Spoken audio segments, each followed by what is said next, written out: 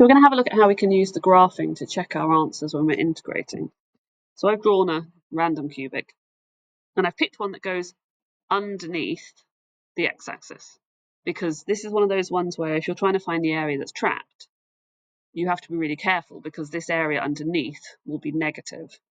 So if we go to G-solve and across to integrate, now if we pick just this standard integral, so it will ask us select lower limit value, and you can just type that in. So let's go between minus 2.5 and then upper limit, and it colours it in, which is quite nice. But we can see that this area is underneath. So the total here will actually be this plus this, take away this, and that isn't always what we want. So if you press G-solve across, but this time you press mixed, and we're going to do the same thing, go from minus 2.5 to minus 0.5, then it gives us two options. This is the one we got before.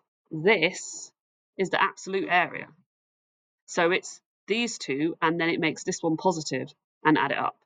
So this is really, really helpful. You can even use it in mechanics. If you're trying to find distance rather than displacement under a velocity time graph, then this would be displacement, this would be distance.